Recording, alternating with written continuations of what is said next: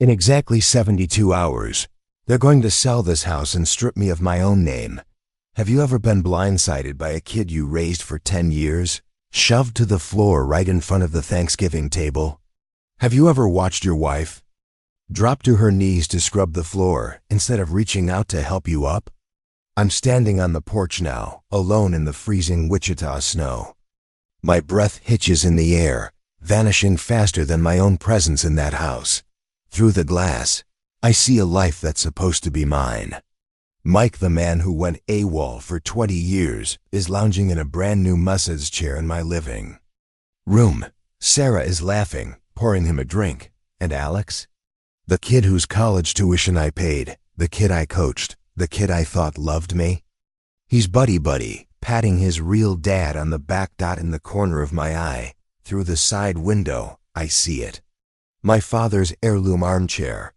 A legacy passed down from my grandfather, carrying a vow of honor and a secret my dad told me to open only when I had nothing left to lose. Now it's tossed in a dark shed like a pile of scrap wood, covered in filth. They think it's junk. They have no idea that under that worn-out leather is the final weapon my father hid to protect me when everything fell apart. And tonight, I've lost everything. I clench my fists until my nails draw blood, but I won't let a single tear fall. My voice cracks in the cold air. They think I'm weak. They think pushing me out of that chair was enough. But they don't know that for 6 months, I've recorded every lie, every forged signature, and I found what my father left for me. Tomorrow, in court, I'm taking back everything they stole, starting with my name. It all started on that cursed Thanksgiving night. The night I ended up flat on my back in front of the whole family, all because of a shove from the boy I treated like a son. Gravy was soaking into my shirt. My hip was screaming in pain. Alex stood over me, barking, "That's my dad's chair. Get lost, old man." The room went dead silent. The candlelight flickered against the window, cold and uncaring. Silverware froze midair like abandoned chess pieces. I lay there on the floor, looking at Alex's smug face, holding my breath, waiting for Sarah, my wife, to say my name. To prove I existed. She didn't. She wouldn't even look at me. She just grabbed a stack of paper towels and started frantically dabbing at the gravy on the oak floor. Like a stain on the wood mattered more than her husband rotting on the ground. The armchair I'd fallen from let out a sharp, dry crack. That wasn't just wood breaking. That was the sound of my soul going dark. But in that dead silence, something didn't just die, it caught fire. And right then I knew. They just dug their own graves. And I'm going to be the last one standing at the edge of the pit. To get justice, I have to become the worst nightmare for the people I once loved. They've erased his name, but we won't. Subscribe to Stand with John as he reclaims his honor. Let him know you're in his corner. Drop your city in the comments. It wasn't anger I felt. It was a cold, sharp clarity. Wichita, Kansas is my home. I'm the guy who's out there shoveling snow at dawn, the guy with the firm handshake at the credit union. I'm 58 years old, and I live by a steel code. Show up on time, keep your word, and pay your bills early. At my age, your name is your credit score for life. That's why that chair meant everything. It was my father's chair. Solid oak, with a familiar squeak in the left leg, and the scent of the polish I applied every month. When he passed, I hauled it to the garage and rebuilt it with my own hands. I can still smell the sawdust and lacquer, remembering how I tightened every screw like I was piecing together his memory. Dad used to say something important was hidden inside, but he never showed me. "When you truly need it, you'll find it," he'd say with a smirk. I thought he was just being a mysterious old man. It wasn't just furniture. It was a vow.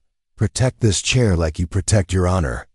I did, right until the night it cracked and revealed the secret he'd been saving for me. I did the work myself because it felt like preserving his legacy. When Sarah and I got married, second time around for both of us, I brought that chair into this house as my claim to belong. For years, it sat at the head of the table. Not because I'm some power tripper, but because that's where the provider sits. That's how I was raised. And God knows, I carried the weight of this house more than anyone wants to admit. Just 2 weeks ago, I was sweating in the garage, fixing Alex's car for free. I overheard him on the phone with a friend. "Yeah, John's out there working on it. The old man's a pushover. You just ask and he does it." Every word felt like a gut punch, but I kept my head down and kept working. 2 summers ago, I emptied my savings to remodel the kitchen for Sarah. Custom cabinets, new fixtures, the works. It wasn't flashy, just ... kind. Sarah cried when she saw it. She told me, "I can finally host my family without feeling ashamed." I believed her. I paid every cent of Alex's tuition for 4 years. I even took out loans so he wouldn't have to drop out. I remember him sobbing on the phone. "John, I'm scared I won't finish ... And I promised him, "I've got you, son. I promise." I thought Alex was part of the family. Alex is 28 now, acting like he's still waiting for a call from a pro scout for a high school football career that never happened. Broad shoulders, short fuse, and that toxic energy of a guy who thinks the world owes him a living. He hops from job to job and crawls back to Sarah every time his wallet hits zero. He never called me dad. Just John. I didn't push him. I never tried to replace anyone. I helped him since he was a kid. Taught him basic mechanics. Gave him my old power tools when he moved out. I paid his overdue bills when Sarah cried about keeping the peace. I thought kindness would be returned. Then, Alex's biological father Mike started showing up. Mike's the kind of guy who's loud, overconfident, and acts like he owns every room he walks into. Sarah told me he vanished without a trace when Alex was just a kid. But lately, he's been crawling back to make up for lost time, which really just means spoiling Alex and brainwashing him into thinking Mike's the only man who matters. This Thanksgiving, Mike insisted on joining us for dinner. Sarah said, "This is huge for Alex." She gave me that sweet, "It's you and me, babe," line to talk me into letting him come. And I fell for it. I told her, I matter too, you know. She just gave me this strained, tight smile. "Please, John, don't make a scene. Let's just have one nice night." By 5:30 p.m., the house was sweltering from the oven. The thick, heavy scent of roasting turkey filled the air. A store-bought pumpkin pie sat on the counter because Sarah's sister, Diane, is better at finding coupons than actually baking anything. Someone put on John Denver's "Take Me Home." Country Roads, that song about home and belonging my dad used to whistle every morning in the shop. I brewed the coffee exactly how Sarah likes it, black and strong. Alex showed up last, with Mike glued to his hip. Alex clapped Mike on the shoulder and announced, "The guest of honor is here." Mike looked at me like I was the hired help. "Food smells decent," he grunted. "We all pitched in," I replied. He just smirked, like the very idea was a joke. We sat down. The sound of porcelain clinking filled the silence. Someone muttered a quick prayer. I reached for the carving knife, my dad's old, razor-sharp blade, and that's when Alex's hand shot out, gripping the back of the heirloom armchair. "Wait," he said. I looked at him, totally confused. "What are you doing?" Alex's eyes were cold, sharp, and full of malice. He jerked his chin toward Mike. "This is my dad's chair," he stated, his voice loud and final. "Move over." I almost laughed, thinking it was some sick joke. "Don't cross the line, Alex." He didn't argue. He just lunged and shoved me. This wasn't a nudge. It was a full-blown two-handed slam to my chest. The chair let out a dry crack as it skidded across the hardwood. My boot heel caught on the rug. My hip slammed into the floor, and the lightning bolt of pain shooting up my spine stole my breath, Gravy splattered across my chest and pooled on the floor like a slap in the face. I heard a sharp gasp of air. A fork hit a plate with a cold clang, sounding like a funeral bell. A neighbor's kid whispered, "Mommy ... Alex stood over me, huffing like he'd just won a championship. And Sarah, my wife, didn't even look down at her husband on the ground. She just grabbed a handful of napkins and started frantically scrubbing the floor. Her face was blank, empty, like cleaning up a mess was easier than standing up for the truth. I braced one hand on the floor to sit up, feeling the cold wood against my palm. My dignity stung worse than the bruise on my hip. I looked at Sarah, waiting for her to say something, anything. But her eyes were glued to the floor, hiding from reality. In the silence under those flickering lights, a truth I'd been ignoring finally hit me. To them, I was never family. I was just a free utility.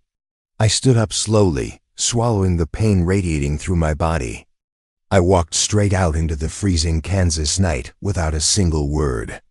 The truck door slammed shut with a heavy thud, cutting the final cord to that house. I sat there for a second, gripping the steering wheel so hard my hands shook, trying not to crumble under the weight of the betrayal. The porch light cast a weak, yellow circle on the fresh snow. Through the window, I could see them. They were still eating. Their laughter felt like an insult to my absence. My hip throbbed in time with my heartbeat, a reminder that my sacrifice was never enough. At 58, you don't bounce back like a kid. You feel the weight of time crashing down all at once. I threw it into reverse and backed out of the driveway without looking back. The tires crunched over the frozen slush. I drove with the heater on blast and the radio off. I couldn't stomach some fake, thankful song right now. I pulled into a truck stop called Midwest Fuel for a cup of black coffee. The place smelled like burnt cinnamon rolls and diesel, the raw, honest smell of the heartland. I sat in a corner, watching my breath fog up the glass, feeling myself fade away in the eyes of the people I once called family. While waiting for my coffee to cool, I scrolled through social media and froze. Sarah had just posted a picture. It was Alex's graduation from last year. Mike was right there, patting him on the back, with a glowing caption. The neighbors had commented, "Such a beautiful family." My heart tightened as I looked at my hands still rough from the work I did to pay off Alex's very last student loan bill that morning. I had planned to surprise him at school, to give him my father's watch as a gift. But when I saw that photo, a world where I didn't exist, I had quietly tossed the gift in a roadside bin. Tears hit my phone screen as I thought about the handwritten card Alex gave me 3 years ago. "Thanks, John, for believing in me. I'll never forget." Turns out, gratitude has an expiration date. My phone buzzed. Sarah. I watched it ring until it went silent. A minute later, Alex called. Then Sarah again. I didn't pick up. Not because I was plotting revenge, but because if I opened my mouth, I wasn't sure what kind of poison would come out. And I knew Sarah's tone already, that fake softness, acting like we could just scrub away the trauma with an apology and a slice of cake. I drove back to my house at least. Legally mine. The small ranch-style place I'd owned long before I met Sarah. 2 bedrooms, a garage that still smelled like pine and oil. It was quiet. It was honest. On my way in, I passed a thin folder on the hallway shelf. I pulled out the receipts for Sarah's kitchen remodel. My finger traced the number, $2,347, the price of the marble sink she just had to have. A memory flashed back, my back aching after a long day of tiling, Sarah standing there with her hand over her mouth, whispering, "John, I can't believe it. These weren't just bills. They were snapshots of sweat, sleepless nights, and the naive belief that I was building a home. Now I know I was just building a sandcastle for people who were ready to let the tide wash it away." I limped inside, peeled off the stained shirt, and checked the damage in the bathroom mirror. The bruise had started to spread across my hip as big as a mechanic's hand and a nasty shade of deep purple. I sat down in my old armchair with an ice pack and stared at the blank TV screen. I opened our shared laptop, the one Sarah always forgot to log out of, hoping to find something, anything, to stop the spinning in my head. But what I found turned my blood to ice. My inbox was a graveyard of emails between Sarah, Mike, and Alex. They had a blueprint, a step-by-step guide to burying me. They were manufacturing fake debts to crush me financially, setting the stage for Sarah to play the devoted wife and suggest selling the house to save me. In reality, Mike had a buddy in real estate ready to buy it for pennies so the three of them could split the cash. Then I saw it, a draft for an emergency divorce filing. Sarah and her lawyer were painting me as mentally unstable and abusive, just to strip me of my assets. Then, a voice memo from Mike played, "If the old man won't leave, call the cops and say he threatened you. I've got friends on the force." And then Sarah's voice, soft, trembling. "Mike, are you sure? John doesn't deserve to be destroyed like this, but I don't have a choice. I'm just so tired." She let out a ragged sigh that cut right through. And me, but the worst part? An email to her sister. "Mike makes me feel young again. I know it's wrong, but I'm just done." Time was running out. They'd already scheduled the closing with the realtor in exactly 3 days. 72 hours. But at the bottom of the thread, one line made my skin crawl. "Don't worry, Sarah. Once John signs the divorce papers, you're legally cleared of all these debts. I've rigged everything." They didn't just want my house. They were prepping to dump a $55,000 debt exclusively on my head so Sarah could walk away clean into her new life with Mike. This wasn't just a betrayal. This was a financial execution. Memory started coming back, sharp and bitter. 2 years ago, when Sarah's faucet leaked, Alex smirked and said, "This is why Mom needs a real man in the house." I smiled back then. I thought he was talking about me. At 9:30 p.m., my phone buzzed. A text from Alex. "You embarrassed my dad. You should have known better than to show up. That chair doesn't belong to you." Then another. "You're just an overdue guest in this house, John. A guest who stayed way too long." I read it twice. My knuckles turned white as I gripped the phone. I didn't reply. Around midnight, I tried to close my eyes, but there was no comfort to be found. Every time I shifted, my hip flared, and that image flashed back. Alex's hands slamming into my chest. Sarah's eyes glued to the floor. The screech of my father's chair being dragged out of my life. I got up and brewed coffee black, no sugar, the way my dad used to drink it during his late shifts at the shop. I stood by the kitchen window, watching the snow fall under the streetlights. I told myself, "John, it's just a chair. It was just one bad holiday. People act crazy sometimes. Let it go." But by 3 a.m., sitting alone in the pitch-black garage, I found myself holding a bottle of whiskey and a handful of sleeping pills. The exhaustion, the betrayal, it made me want to just let go. My phone lit up again. A text from Sarah. "Honey, please come home. We can talk." My hand shook. Part of me still wanted to believe her, but then I scrolled up. I saw Alex's words, "Overdue guest."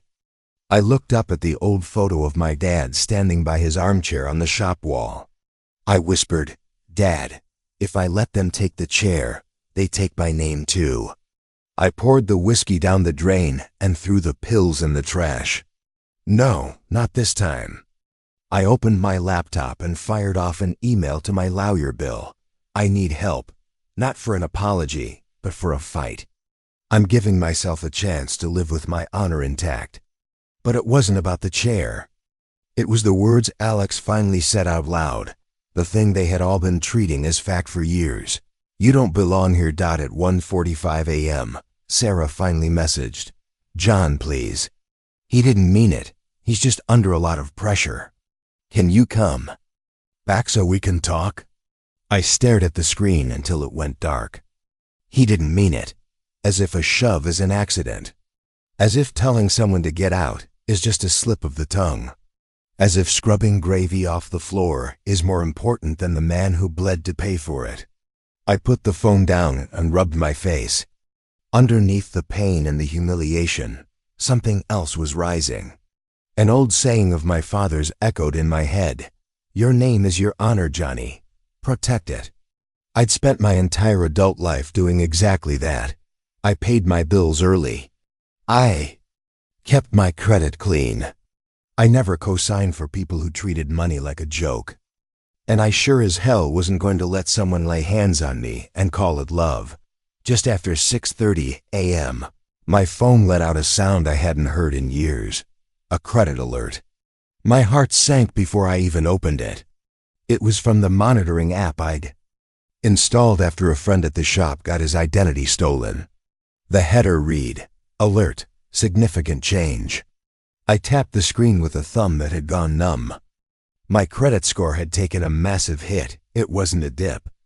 It was a free fall, like someone had kicked the legs out from under me. New inquiries. New account activity. I leaned back and felt a chill deeper than the Kansas snow. In my world, that doesn't happen unless a loan is being opened in my name. And the only people with my info were family. By 6:15 a.m., the phone was vibrating nonstop. Call after call piled up. Sarah, Alex, Sarah, and a local Wichita number I didn't recognize. I didn't pick up. I just watched the screen light up over and over, thinking with bitter certainty. Whatever they did, the bill finally came due. My finger hovered over the green button, but I couldn't do it. Not yet. If I heard Alex's voice right now, I'd either explode or worse, I'd go soft. And I'd been soft for too many years. The phone finally went quiet, then lit up again instantly. Sarah, let it ring. Alex, let it ring. Unknown number. Let it ring. By 6:25 a.m., the call log looked like a slot machine that wouldn't stop. 23 missed calls. Alex called 12 times. Sarah called 9, the unknown number twice. I played Alex's voicemail first. His voice was frantic, breathless. John, call me back right now. Some bank BS is happening. They're overreacting. Just call me, okay? The next one was 2 minutes later, the arrogance starting to bleed out. Look, it's not what you think. I just need you to talk to someone. They're saying the name Johnny Harris is on the paperwork. Call me. The third voicemail actually made me let out a dry laugh. Hey, seriously, what the hell? They froze. My accounts. I can't even get gas. Fix this. And then, he slipped up the way people do when they're panicking. Dad, he blurted out, before catching himself. John, please, help me out. For years, he couldn't bring himself to call me Dad. But the second his money is on the line, the word trips off his tongue like a reflex of blatant manipulation in the name of family. I played Sarah's voicemail next. Her voice was trembling. John, please answer. Alex is panicking. Something's wrong with the credit union. Can you just pick up, please? Right then, the unknown number called again. Right on cue. Local area. Code Wichita. This time I answered. Hello, Mr. Harris. A professional, cautious female voice. This is Marcy from Wichita Central Credit Union. I'm calling regarding an urgent matter with your profile. Is this a private time to speak? I'm alone. Thank you. We're reaching out because a delinquency notice was just issued on a large personal loan where you are listed as the guarantor. I blinked. My throat felt like sandpaper. I'm listed as a what? A guarantor, a cosigner. She said the loan was past due and the system had automatically flagged my credit profile. Marcy cleared her throat. The other party called at 5:45, she said. He told us. There must be a mistake because he's always the one who handles the bills, and he'll approve whatever is needed to keep the loan current. I felt a surge of heat crawl up the back of my neck. Always handles the bills like I was some lifetime maintenance package. What's the balance? I asked. She flipped a page. $55,000.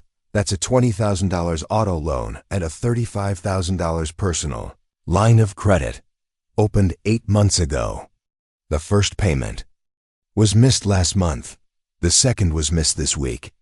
$55,000. That's not pocket change. That's a small fortune, the price tag on a string of someone else's catastrophic decisions. And this hits my score, I said, already knowing the answer. Yes, she said softly, because you're tied to it. That's why you got the alert.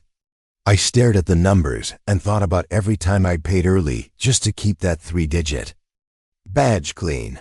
At our age, a good score isn't vanity. It's proof you haven't ruined your life. I didn't co-sign for anything, I said. There was a beat of silence, as if she'd expected it. Mr. Harris, the loan file includes your name and a verified signature. It's signed Johnny Harris. My chest tightened until I couldn't breathe. Johnny Harris, the nickname only my father ever used. The name tied to love and absolute trust between a father and son. They didn't just steal my credit score. They trampled on my most sacred memory just to serve their own greed. If you believe that isn't your signature, we have protocols. What protocols? We can open a fraud investigation, she said gently. The fastest way is for you to come in. We open at 8 o'clock, but I can have someone meet you earlier if you can make it. I looked at the laptop screen, where the emails plotting to sell my house and scam me were still open. With an engineer's precision, I didn't just know how to recover deleted data. I started tracing the mistakes in the hidden files they left behind. I glanced at the clock. 6:40, the real war was just beginning. I'll be there. I didn't call Sarah. I didn't call Alex. I pulled on my work jeans, threw on a flannel, and laced up my steel-toed boots like I was putting on armor. The outside air hit me like a slap, waking me up. Snow crunched under my solace. My hips screamed in protest.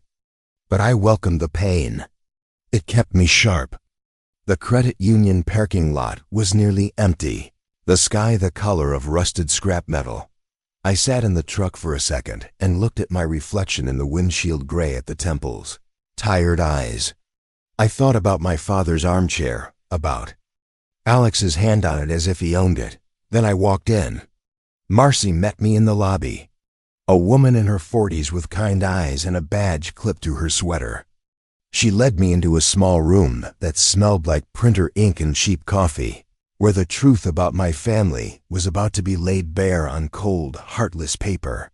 I'm sorry, it's the day after a holiday, so the office is a bit chaotic, she said. I know this is stressful. Just show me, I replied. She slid a folder across the desk. On top was the loan summary. Alex's name, Sarah's name, and there it was, my name typed neatly under guarantor. My stomach did a slow roll. Marcy turned the computer monitor toward me. This is the signature page. A scanned document flickered to life. My signature was at the bottom in black ink. Except it wasn't mine. From a distance, it looked close, but the rhythm was all wrong. The H had a loop I never use. My last name ended with a flick I'd never add. Marcy watched my face. Is that yours? I swallowed hard. No. She nodded almost sadly. Do you ever sign as Johnny? My throat constricted. Only my father called me that. I haven't signed that name since I was a kid. She pointed to the line. There, in shaky handwriting, was the name Johnny Harris. Goosebumps broke out over my skin. Someone had dug into my most private memories to sell a lie. Who has access to your personal information? Marcy asked quietly. I stared at the screen. My wife. Marcy didn't judge. She just opened a drawer and placed a form on the table. This is an affidavit of forgery, she said. If you sign this, we open a criminal investigation. It could lead to serious felony charges for whoever submitted this paperwork. My phone buzzed on the desk. Alex again. Marcy glanced at it, then back at me. You don't have to decide this second. I looked at the pen, then at the name Johnny on the screen. "I'm not deciding out of anger," I said, surprised by how steady my voice was. "I'm deciding because my name stands for something." I picked up the pen. Outside that tiny room, the office was quiet and normal, while my entire family was about. To fracture. My first thought was that the shove last night was the worst part. I was wrong. That shove was just the announcement. This folder was the execution. I signed the affidavit with a steady hand and a sick stomach.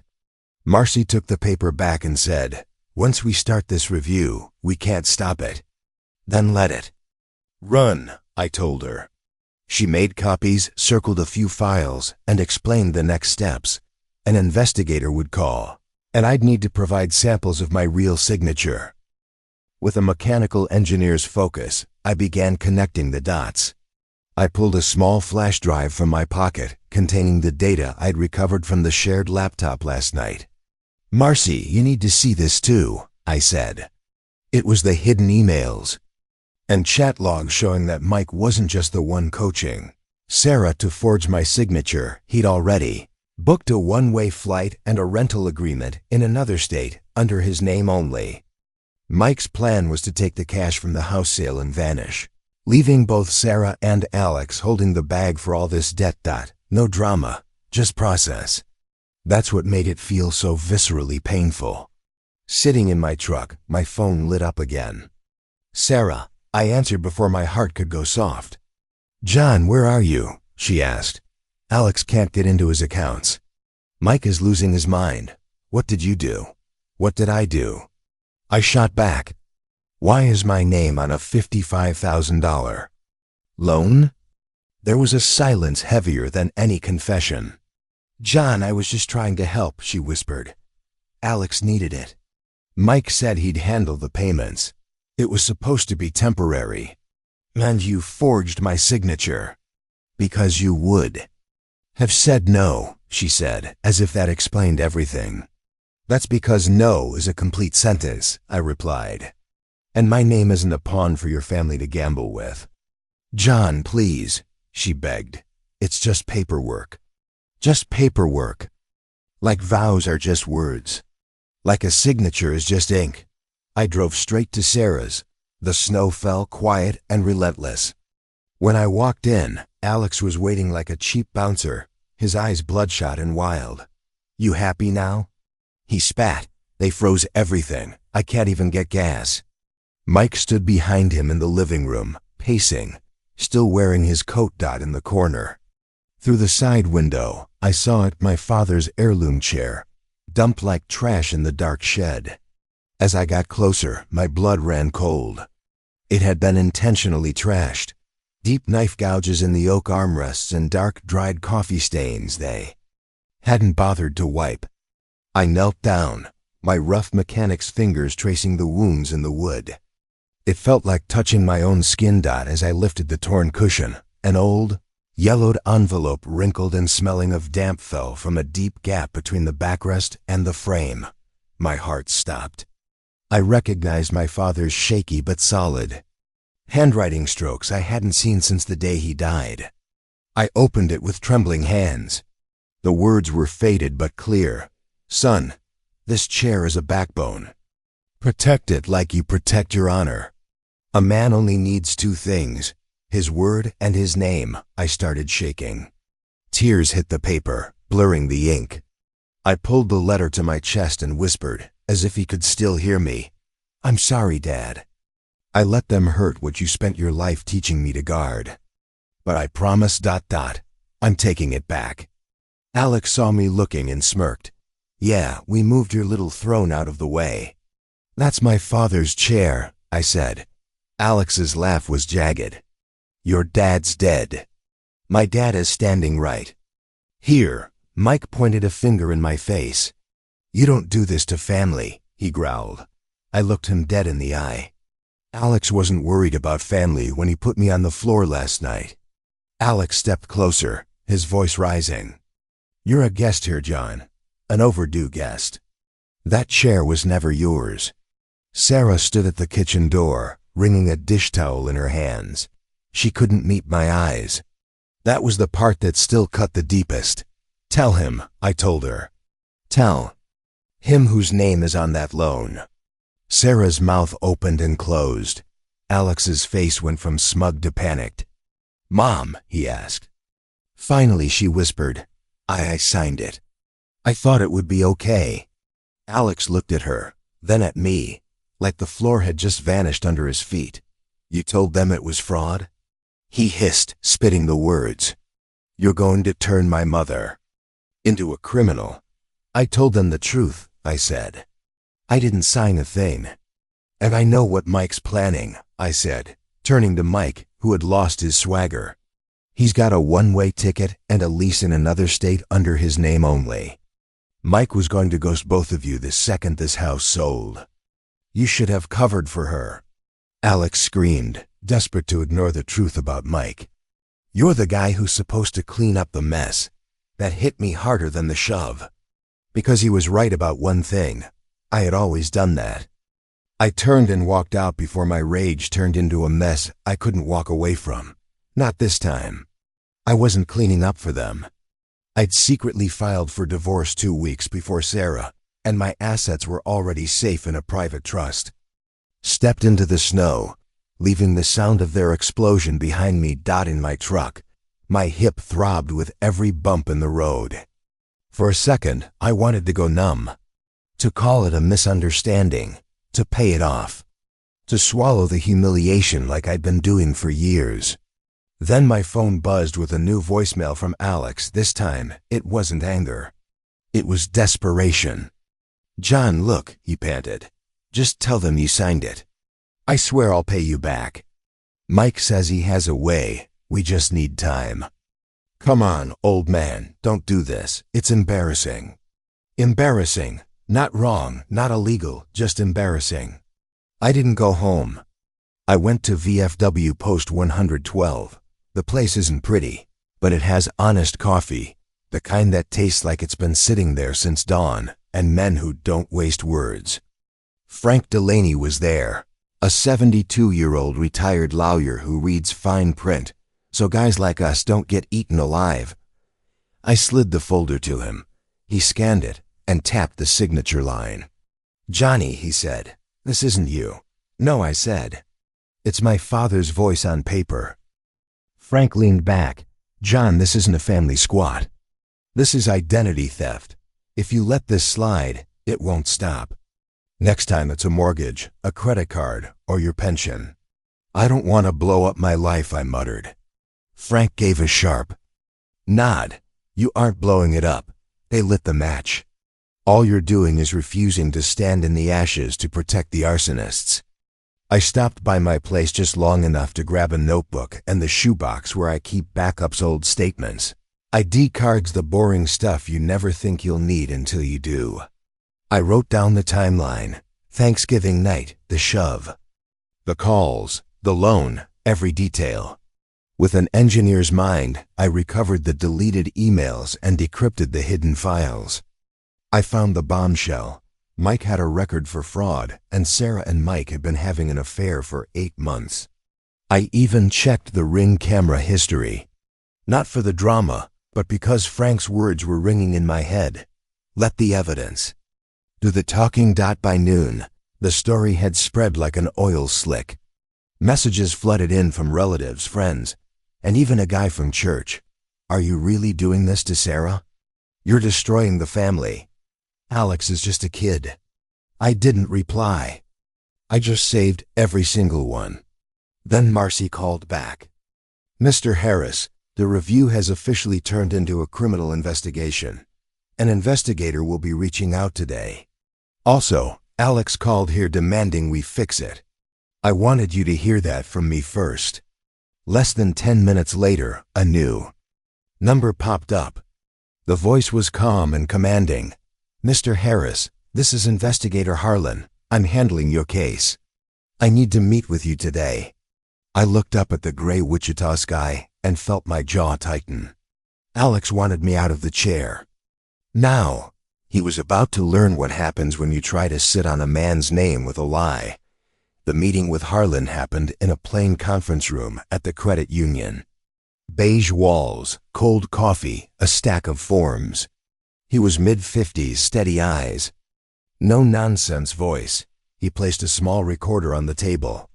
"Mr. Harris, I'm going to ask about the loan file and your signature. You can stop at any time." "I'm not here to stop," I said. He told me to recount Thanksgiving night.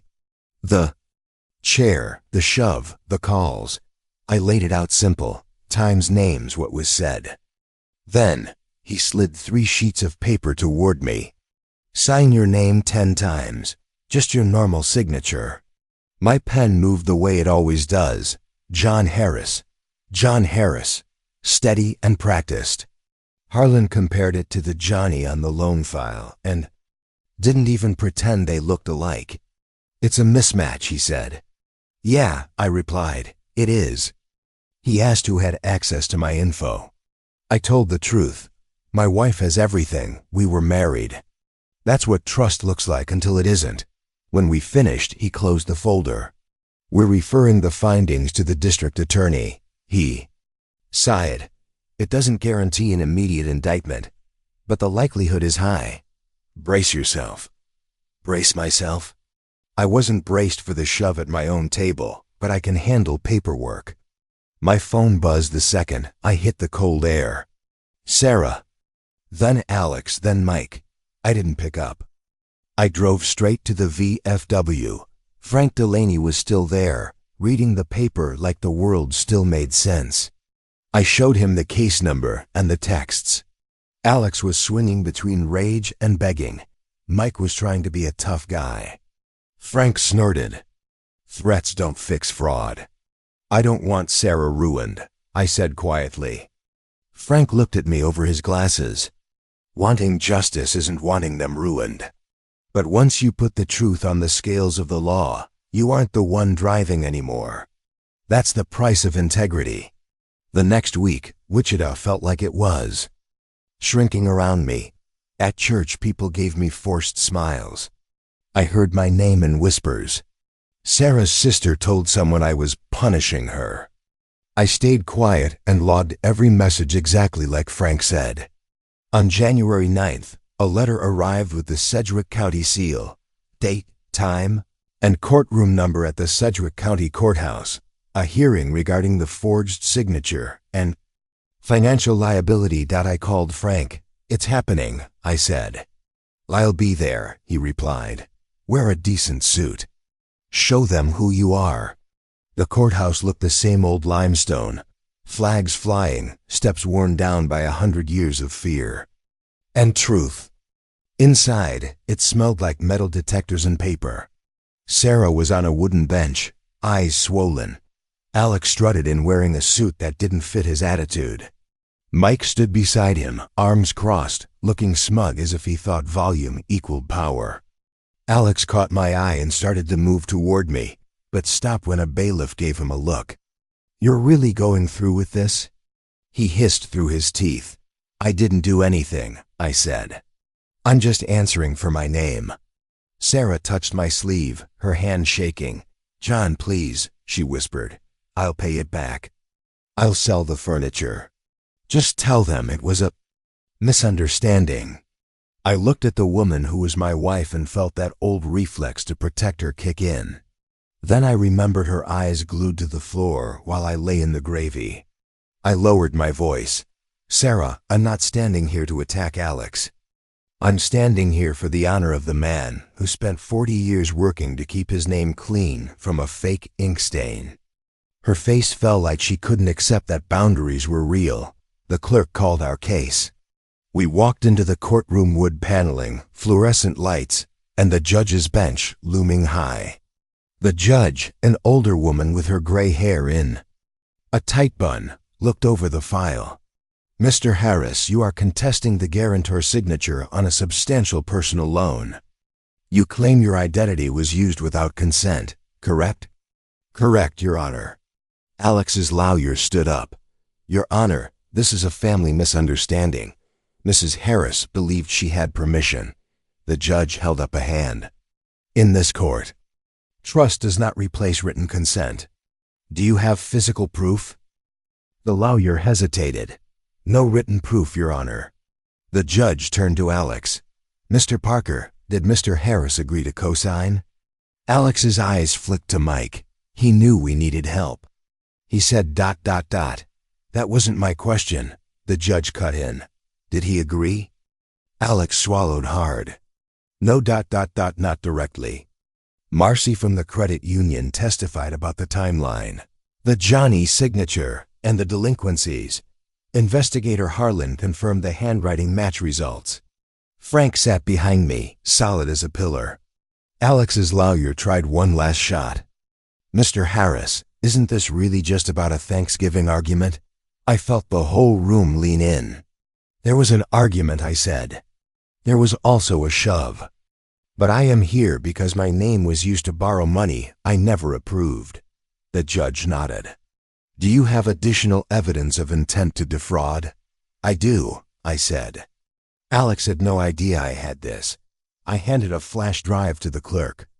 Audio from Mrs. Harris's doorbell camera that night and data files I recovered from the shared laptop. Alex's head snapped up. What? He blurted out, way too loud. Proceed, the judge ordered. The speakers crackled with wind, a door slamming, and then Alex's voice, laughing. The old man is too weak to do anything. Mike's voice followed, dripping with condescension. He'll pay like he always does. Alex added, biting. He's just a free ATM. The old man paid up, what a loser. I didn't stop there. I requested to show the records of Mike's plan to ghost them, a lease in another state, with the cohabitant section left blank, which I'd traced. Alex's face went white. Every bit of his arrogance crumbled as he realized the real dad he worshipped was planning to ditch him. Mike grit his teeth, panicking as the mask slipped. Right then, Sarah's sister Diane unexpectedly stood. Up from the gallery, her voice firm. Your Honor, I wish to testify. I warned Sarah not to do this. My sister and Mike have been having an affair behind John's back for 8 months. The courtroom went dead silent, the kind of silence you only find in places where the truth has finally run out of room to hide. No movement, no coughing, no pretending. Somewhere in the back, a man shifted in his seat and then froze, looking ashamed for even making a sound. Sarah buried her face in her hands, the weight of her public exposure crushing her. Alex looked like someone had drained every drop of blood from his body. For a split second, I saw the scared little boy in him again, right before his ego flared up to mask the terror. The judge slammed the folder shut. I've heard enough. She looked directly at Alex. Those recordings make it clear. You expected Mr. Harris to shoulder a debt he never agreed to. That is intent to defraud. Alex's lawyer tried to interject, but she silenced him with a hand. She turned to Sarah, her voice stern but not cruel. Mrs. Harris, you placed your partner at extreme financial risk. This matter will be referred to the proper authorities. There will be consequences. As the bailiff let us out, I found myself twisting my wedding ring, a bitter, hollow habit. I thought about my father's chair, the way it creaked when he leaned back to watch the snow, solid and unshakable in his place. Alex tried to take my spot with a shove. The court gave it back to me with a verdict. Outside, the cold air hit my lungs, sharp and clean. My hips still hurt, my heart still hurt. But I stood taller than I had in years. Alex wanted to kick me out of a chair. Instead, he pushed me into a room where the truth had a microphone. Following week, Wichita went back to being Wichita snow piling into gray slush. People rushing into grocery stores with hunched shoulders. That's the funny thing about a public explosion. You feel like the whole world is watching, then the world goes right back to buying milk. But my world was different. Sarah moved like a ghost after the hearing. She stayed with her sister for a while. When she came back, she was quiet, drifting from room to room like she was taking inventory of everything she'd traded away. The house looked the same, but the air was different. Trust, once shattered, makes even silence sound strange. Alex didn't call for 3 days. On the 4th, I got a text at 7:30 p.m. You didn't have to play that recording. You made me look like a monster. I stared at it, thumb hovering. I wanted to type, "You did that to yourself." Instead, I wrote, "The truth didn't make you a monster. It just stripped away the lies you were hiding behind."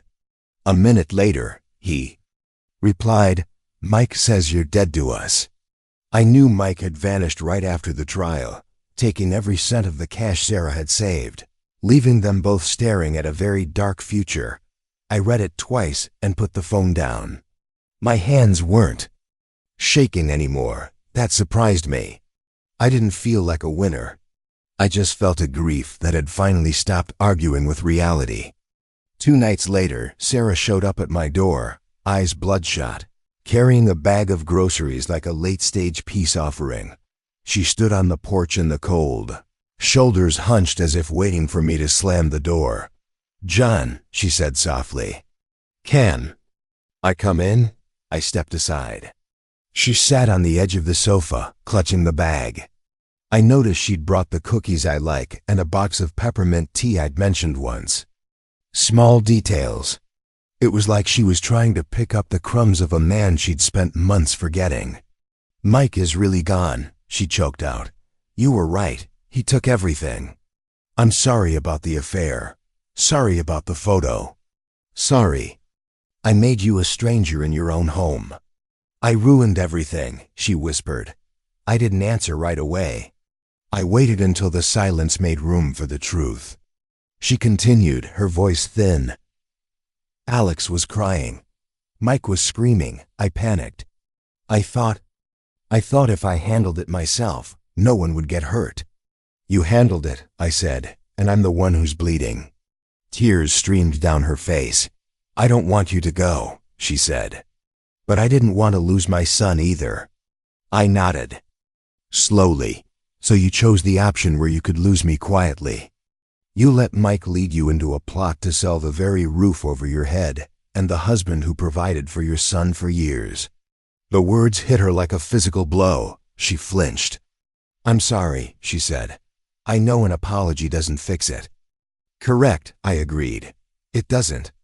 She twisted the grocery bag until it crinkled. "I'll do whatever you want. Counseling, repayment. I'll sell my jewelry." "Sarah," I interrupted, my voice softer than I felt. "This isn't about the money." She looked up, confused. "This is about me lying on that floor, and you acting like the stain mattered more than my body," I said. "This is about Alex learning he could shove me down, and you'd cover for him. It's about my name." She swallowed hard. I didn't know what to do. "You could have looked at me," I said. "You could have called my name." Her shoulders shook. She covered her mouth, looking like a woman seeing the wreckage she caused for the first time. Then she said something tiny. "I didn't want Mike to win," she whispered, "so I let him win." That was the core of it. Sarah had spent her life terrified of conflict, and Alex had learned to weaponize that fear. But in the end, Mike won in the worst way. He cleaned out the cash drawer and vanished the moment the court exposed him, leaving her and Alex to face the law alone. The DA didn't send Sarah to prison. She cooperated, signed the affidavits, and agreed to the restitution terms. But she faced real consequences: mandatory financial counseling and zero access to my credit ever again. A formal separation agreement was drafted by Frank's colleague to protect me moving forward. That stack of paper felt like a coffin lid closing on the marriage I thought I had. Meanwhile, Alex lost more than he ever imagined. He had to sell his truck to pay part of the debt. The warehouse supervisor job he bragged about. Gone when the background check flagged the investigation. He blames me for everything. But he can't escape the truth. None of this happens if he doesn't treat my name like a used tissue, something to be used up and tossed away. Weeks passed. The snow melted into ugly patches along the road. I'm back in my small ranch house, living alone. Only one thing is different. The silence isn't lonely anymore. It's honest. It's a relief. One Saturday morning, I walked into the garage and stopped at the empty space where I'd first restored my father's chair. I started the restoration process again, with the meticulous touch of a craftsman. As I carefully stripped away the old upholstery, my fingers brushed against something hard, hidden deep in a crevice of the wood beneath the frame. Using a small tool, I gently pried it out an old gold coin, gleaming under the shop lights. I flipped the coin.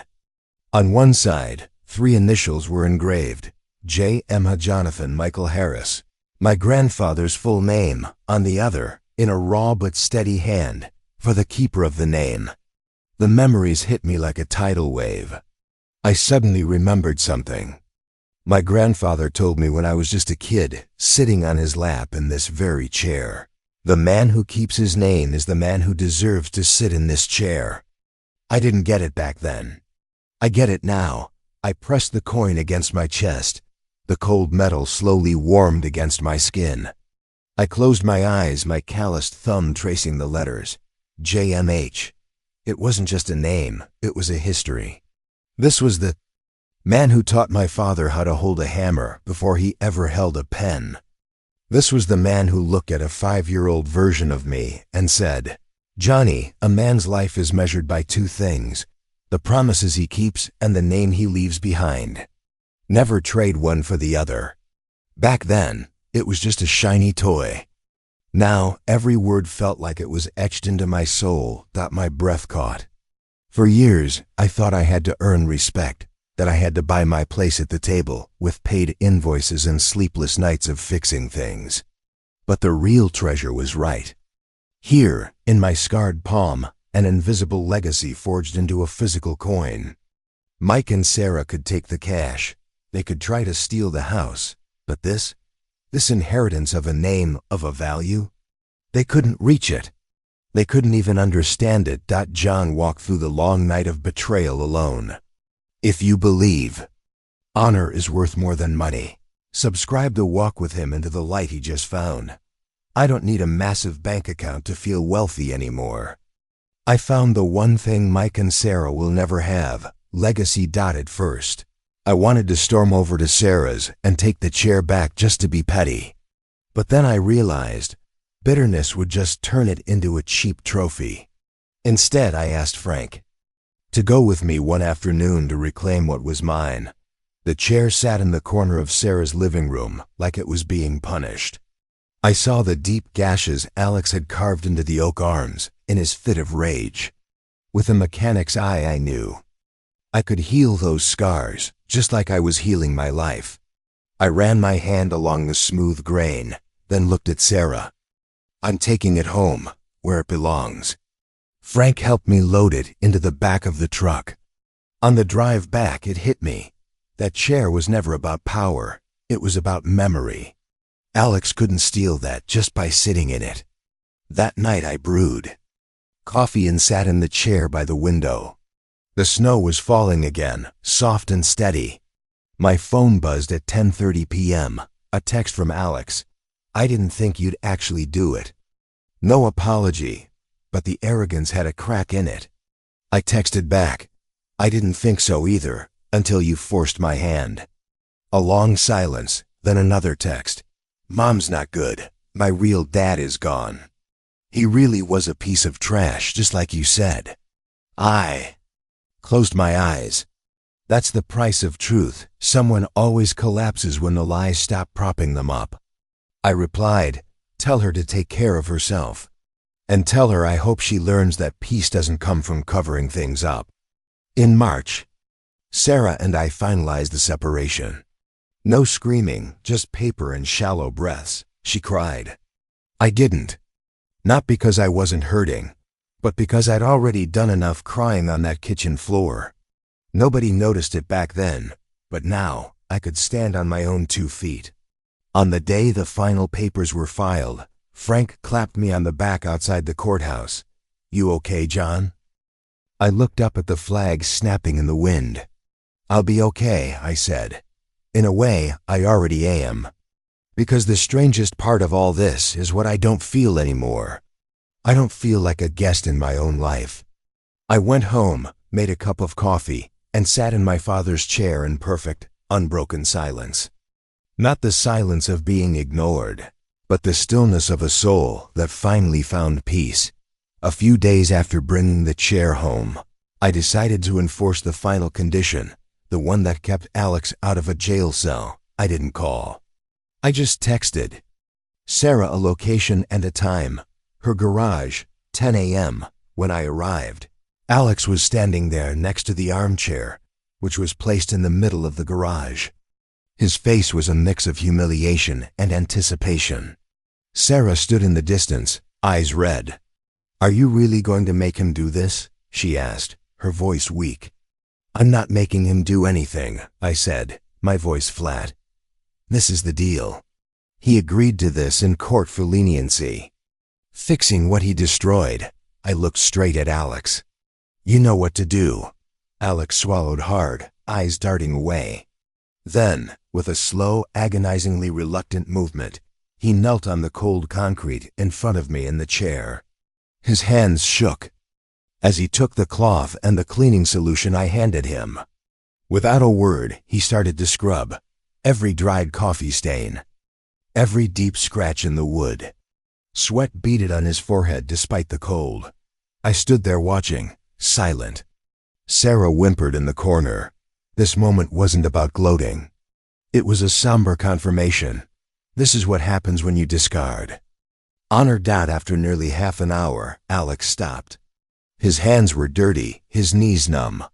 He looked up at me, the arrogance gone, replaced by pure exhaustion. "It's done," he croaked. I leaned down, using a mechanic's finger to check every detail. The stains were gone, leaving only the clean oak, though the scars remained, a permanent reminder. "Get up," I said. Alex stood, his legs trembling. I stepped close and looked him dead in the eye. For the first time in years, he didn't dare look away. "Today's lesson, Alex, isn't about kneeling," I said, my voice low and clear. "It's about standing up after you've knelt and carrying that weight for the rest of your life. Honor that's been lost can be restored, but it takes work, not just words. You cleaned the chair. Now ask yourself, what are you going to do to clean your own name?" I didn't wait for an answer. I turned my back, feeling the weight of years finally drop away, not through cheap forgiveness, but through a principled ending. The criminal complaint in my pocket would truly never be filed now. This was the final mercy and the final boundary. I drew for them. I sat in my father's armchair, feeling the familiar creak rise up like a welcoming embrace. Outside, the Kansas snow fell once more, draping everything in white as if to wash away the old stains of the past. I closed my eyes, and for the first time in years, the silence within me was no longer loneliness. It was true peace. A few days later, an anonymous package arrived containing my father's watch, the graduation gift I had intended for Alex but cast aside by the road years ago. It had been polished to a shine, yet the crystal still bore that small, irreparable crack, a mark of my own past rage. The watch no longer ticked.